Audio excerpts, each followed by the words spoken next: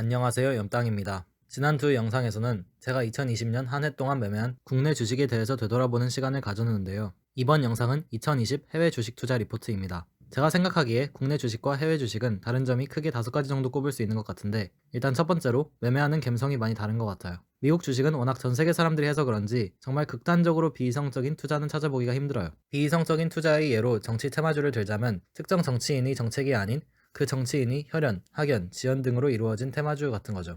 가령 저출산, 탈원전, 부동산 규제, 최저임금 관련 정책으로 어떤 기업이 이득을 볼까 생각하는 게 아니라 이낙연 동생이랑 이재명 대학 후배가 어떤 회사의 임원인지, 안철수가 옛날에 다니던 회사가 어딘지, 이런 말도 안 되는 이유를 갖다 붙이고 그런 거 있잖아요. 아니면 삼성중공업처럼 진짜 아무도 모르는 이유를 모르지만 단지 그 스릴을 즐기면서 폭탄 돌리기를 하는 거. 우선주라는 것 자체가 하나의 테마가 되는 것도 저는 조금 이상하다고 생각했어요. 그리고 차이점 두 번째로 정보를 얻기가 더 힘듭니다. 뭔가 영어로 되어 있는 리포트, 뉴스나 공시를 보면 읽기가 좀 많이 꺼려지더라고요. 한글도 3줄 이상이면 거부감이 드는데 영어는 정말 저만 그런 걸 수도 있고요. 그리고 세 번째 차이점이 되게 큰데, 국내 주식과 다르게 환율이 아주 중요하다는 거예요. 예를 들어 달러 1,300원일 때 환전해서 산 미국 주식이 20% 올랐는데 지금 환율이 1,000원이면 사실상 손해를 본 거죠. 네 번째 차이점은 수수료와 세금이에요. 저는 한국 국적이라 당연히 해외 주식은 수수료가 훨씬 높아요. 환전 수수료도 당연히 생각해야 되고, 세금은 미국 주식의 경우 연 250만 원 이상 수익 실현을 하면 22%였나 양도소득세를 내야 돼요. 완전 양아치 같아 보일 수도 있는데 오히려 저 같은 소액 주린이들은 연 250이면 올해 정도로 장이 미친 듯이 좋지 않은 이상 크게 신경 안 써도 될 정도인 것 같아요. 연 수익이 250 이상이라 하더라도 팔지만 않으면 되니까. 이론적으로는 매년 249만 원만 수익 실현하면 되기도 하고요. 어떤 분들은 벌든 잃든 떼가는 한국 세금보다 벌 때만 떼가는 미국 세금이 차라리 낫다고 하기도 하고요. 마지막 차이점은 국내 주식의 경우에는 매수 매도 호가창이 당연히 적다 보이는데 해외 주식은 딱 1호가만 제공해요. 그러니까 정확히 몇 주가 정확히 어느 가격에 매수 혹은 매도 주문이 걸려 있는지 몰라요. 게다가 이 호가마저 실시간이 아니라 15분이 지연된 값이에요. 우리가 현재 지구에서 보고 있는 태양이 사실은 8분 전이 태양인 것 마냥 우리가 현재 보고 있는 애플이 주가가 사실은 15분 전이 애플 주가인 거예요. 물론 호가창이랑 실시간 시세도 돈 내면 다 볼 수 있어요. 인터넷에서 볼 수 있는 사이트도 있고요. 근데 호가창이 없는 거랑 시세 지연은 저한테는 진짜 아예 영향이 없더라고요. 일단 저는 단타를 치지 않기 때문에. 그래서 수수료도 크게 신경 쓰이진 않았던 것 같고요. 사실 이 5가지 외에도 또 추가적으로 차이점이 많긴 해요. 시차랑 개장 시간은 당연한 거고, 최소 매매수량, 출금 가능일까지 나라마다 천차만별이라 정말 궁금하시면 저 말고 구글한테 물어보시는 게 좀 더 빠르긴 해요. 대부분의 국가는 상한가 하한가가 없는데 한국은 플러스 마이너스 30%잖아요. 약간 안전핀처럼. 이것도 고수익 고위험 주식을 거래하시는 분이라면 꼭 염두에 두셔야 할 거예요. 전 해당이 안 되긴 하지만.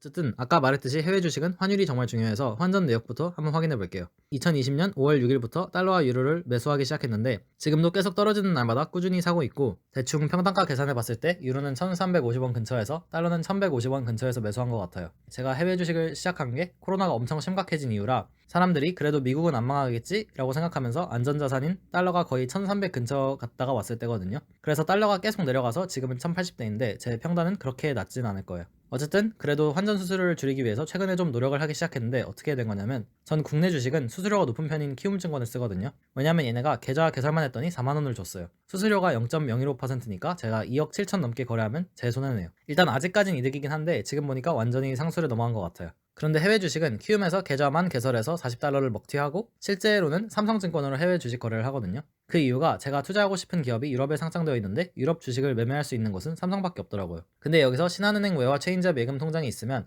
신한 솔편한 환전으로 90% 우대받아서 달러를 사서 신한 계좌에 넣어두면 삼성증권이랑 연계가 돼서 외화 송금 수수료 이런 거 하나도 없이 바로 삼성증권에서 미국 주식을 매매할 수 있더라고요. 근데 유로나 다른 통화는 안 되고 달러만 된다는 점 유의해 주시고요. 그래서 제가 5월에 사고 싶었던 주식이 뭐냐? 바로 유럽 전체에서 스위스의 네슬레와 로슈 다음으로 시가총액이 가장 높은 프랑스의 LVMH입니다. 아실 분들은 이미 다 아시겠지만 루이비통, 디올, 펜디, 지방시, 셀린느, 로에베, 벨루티, 겐조 등등 세계적인 고가품 브랜드를 닥치는 대로 모으고 있는 기업입니다. 최근에 인수한 티파니앤코를 비롯해서 태그 호이어, 위블로, 불가리 같은 세계적인 보석 브랜드도 갖고 있고요. 돈페리뇽 같은 고급 샴페인 브랜드까지 정말 거대 명품 제국을 건설하고 있죠. 구찌랑 에르메스도 옛날에 인수하려고 했지만 실패했죠. 참고로 궁금해하실까봐 샤넬은 비상장 기업이에요. 명품 업체는 특히 면세점 사업 때문에 코로나의 타격을 크게 받아서 주가가 많이 빠졌는데, 게다가 고가품 특성상 오프라인 거래가 더 많고요. 저는 이때를 틈타 LVMH, 캐링과 에르메스를 꾸준히 매수했습니다. 캐링도 LVMH에 버금가는 기업인데 구찌를 중심으로 발렌시아가, 생로랑, 보테가 베네타, 알렉산더 맥퀸도 갖고 있어요. 제가 명품 주식을 모으고 싶었던 이유는 여러 가지가 있는데, 일단 불황에도 명품은 잘 팔릴 거라고 생각했기 때문이에요. 실제로 코로나 이후에 3분기 실적도 그렇고 생각보다 좋았죠? 중국, 일본, 한국 등 아시아가 멱살을 잡고 캐리했는데 아시아는 순식간에 코로나 전이 매출을 회복했고요. 특히 오프라인 판매만을 고집하던 브랜드들도 하나둘씩 자존심을 포기하고 온라인으로 갈아타면서 매출이 더 많이 증가하지 않았나 싶어요. 당연히 면세점 쪽은 여행을 못 가서 회복이 아직 안 됐지만, 그리고 몇백짜리는 온라인으로 주문해도 몇천은 좀 그러니까 보석 시계 이쪽은 아직 코로나의 충격이 좀 크긴 하죠. 그런데 보석 사업의 비중은 LVMH 그룹 전체로 봤을 때 그리 크지는 않고, 코로나 이후에도 백화점 가면 사람이 아주 바글바글 하죠. 오히려 해외여행을 못 가니까 보상 심리로 엄청 사고 있어요. 돈 있는 사람들이 명품 말고 돈을 쓸 데가 별로 없어진 거죠. 그리고 명품은 돈 있는 사람만 사는 게 아니죠. 특히 요즘처럼 SNS 문화가 잘 발달된 시대에 SNS 주 사용자인 젊은 층을 중심으로 소비자들이 과시욕은 높아질 수밖에 없고, 인스타 에펠탑 앞에서 찍은 사진 이런 건 못 올리니까 이제 대신 그 돈으로 명품백이나 신발 사진을 올리는 게 아닐까 싶습니다. 그리고 최근 들어서 인스타 스토리에 강아지나 고양이 사진도 훨씬 더 많이 보이는 것 같은데, 이거에 대해서는 나중에 뒤에서 더 말씀드릴 것 같아요. 어쨌든 오글거리긴 하는데 이렇게 사치스러운 문화를 플렉스 문화라고 하죠. 호황일 때는 돈이 많아서 잘 팔리는 게 명품이고, 불황에도 부유층은 별로 영향을 받지 않을 뿐더러 부유하지 않더라도 과시욕은 없어지지 않기 때문에 장기적으로 이 산업에 투자할 가치가 있다고 생각했어요. 추가적으로 명품 사업은 원가 몇만 원짜리를 수백에 파니까 순익률도 다른 업적에 비하면 훨씬 높은 편이고, 물론 광고비 이런 걸로 지출이 많이 들어가긴 하지만, 어쨌든 인류 역사상 사치품은 항상 각기 다른 형태로 존재해 왔으며 인류가 멸망할 때까지 없어지지 않을 산업인 것 같아요. 결정적으로 명품 사업은 진입장벽이 아주 높죠. 사람들이 명품을 사는 이유가 물론 품질과 디자인 이런 것도 있긴 하겠지만, 가장 큰 이유는 아무래도 브랜드의 인지도와 역사죠. 아무리 품질이 좋고 스타일도 좋은 새로운 패션 브랜드가 나온다 하더라도 쉽게 말해서 근본이 없으면 비싸게 안 팔리겠죠. 톰 브라운, 오프화이트처럼 예외는 물론 있긴 하지만, 얘네들은 유명인 등을 아주 잘 활용한 마케팅을 하거나 애초에 유명한 디자이너가 새로 론칭한 브랜드니까요. 어쨌든 노키아, 캐논, 니콘 등의 망할 것 같지 않던 거대 기업들은 스마트폰으로의 세대 교체가 이루어지면서 지금은 망해가고 있지만, 명품은 애초에 품질, 혁신, 기술을 판매한다기보다는 이름을 파는 사업이기 때문에 진입장벽이 아주 높을 수밖에 없죠. 사실 캐링은 매수하기가 좀 꺼려지긴 했던 게, LVMH, 루이비통, 디올, 펜디 이런 거는 개인적으로 좀 정통적인 명품 느낌인데, 캐링의 구찌, 발렌시아가 등은 매출을 늘리기 위해서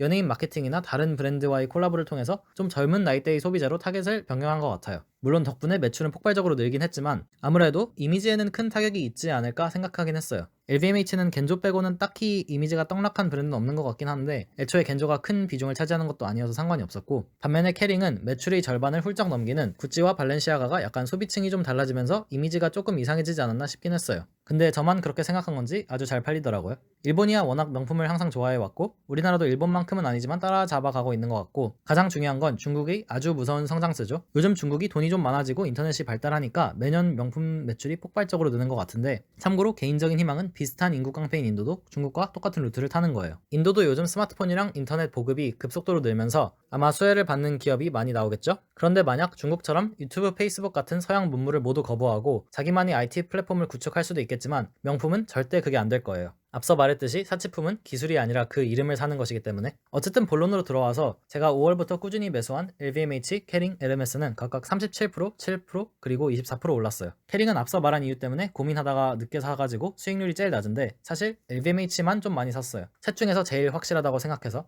에르메스는 콧대가 너무 높아서 인수합병 이런 건 절대 안 할 것 같고, 약간 성장성이 없나 싶기도 해서 몇 주 못 사긴 했어요. 그래도 약간 명품 원탑 이런 이미지라서 사긴 했는데, 비슷한 맥락으로 미국 시장에 상장되어 있는 페라리를 5월부터 꾸준히 매수했어요. 페라리의 수익률은 현재 30% 언저리에서 왔다 갔다 하고요. 페라리는 슈퍼카, V의 상징이죠. 뭐 람보르기니, 맥라렌도 있긴 하지만, 참고로 람보르기니는 폭스바겐 그룹에 있고요. 페라리 수요는 앞으로도 계속 늘어날 것 같아요. 돈이 많든 적든 누구나 타고 싶어 하니까. 아무리 전기차가 어쩌고 저쩌고 해도 결국 부자들이 장난감은 테슬라가 아니라 페라리겠죠. 당장 전기차가 타보고 싶으면 포르쉐 타이칸을 살 거고, 페라리는 원래 전기차를 절대 안 만든다고 했었는데 이미 제로백 2.5초짜리 하이브리드 차도 내놨고, 어차피 내연기관 규제가 심해지면 전기차를 안 만들래야 안 만들 수가 없어서 얘네도 안 만드는 척하면서 뒤에서 엄청 개발하고 있을 거예요. 페라리는 스포츠카의 자존심을 지키기 위해서 세단이나 SUV도 절대 안 만든다고 했었죠. 근데 4인승 차량은 이미 하나 나왔고 SUV도 곧 만든다고 하죠. 심지어 SUV는 전기차라네요. 아마 회장이 바뀌면서 좀 고집이 한풀 꺾인 것 같아요. 안 만들 수가 없죠. 포르쉐가 일바따로 카이엔 만들 때 스포츠카 브랜드가 뭔 SUV냐고 욕을 엄청 먹었는데, 결과는 지금 카이엔이 포르쉐 매출을 멱살 잡고 캐리하고 있죠. 마사라티도 따라서 냅다 아르반떼 하나 내놓고, 벤틀리랑 롤스로이스도 비교적 최근에 벤테이가랑 컬리넌이 나왔죠. 경쟁사인 람보르기니까지 우르스를 내놓는 마당에 페라리가 문 닫기 싫으면 세단이나 SUV를 만들 수밖에 없고, 만들면 잘 팔릴 수밖에 없다고 생각해요.